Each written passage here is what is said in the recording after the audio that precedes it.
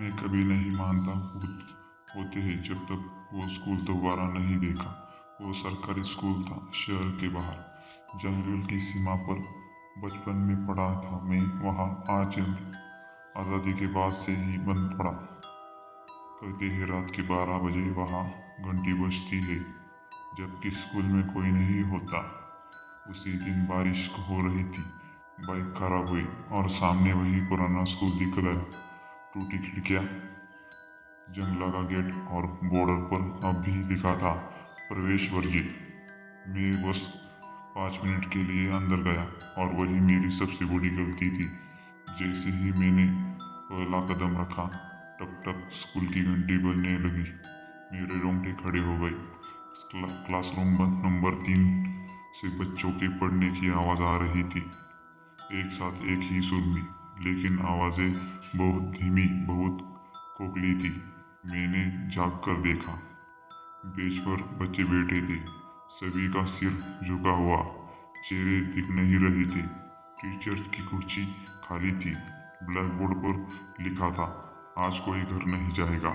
तभी सभी बच्चों ने एक साथ सिर उठाया। उनकी आंखें नहीं थी, सिर्फ काले गड्ढे, और मुंह इतना फैल चुका था कि जैसे चेहरा फटा हुआ। मेरे कानों में एक आवाज़ गूंजी, सर आप लेट हो गए। पीछे मुड़ा तो खुद को ही खड़ा देखा, स्कूल यूनिफॉर्म में, और फिर सब अंधेरा। जब मेरी आंख खुली, मैं उसी क्लासरूम में बैठा था। Classroom number 3।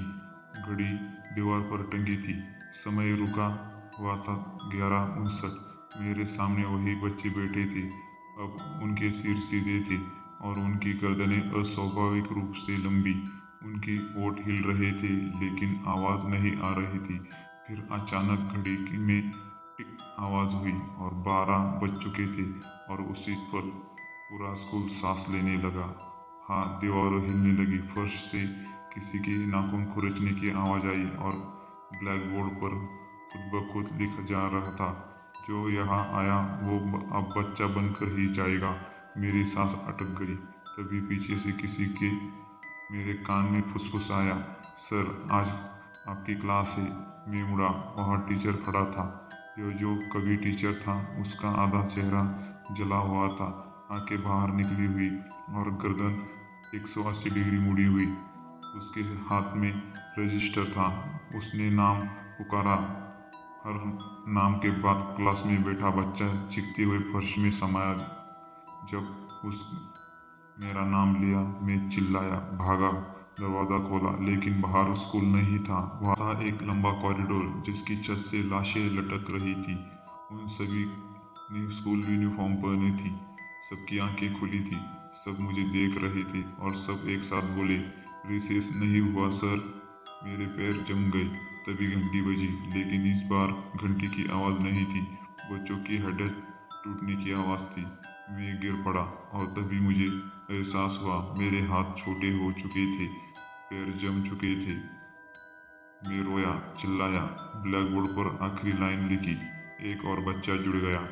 गांव वालों ने स्कूल के बाहर एक नया बैग पाया। अंदर था एक पुराना रजिस्टर। आखिरी पन्ने पर लिखा था, नाम आपका, क्लास तीसरी, स्थिति हाजिर, हमेशा के लिए।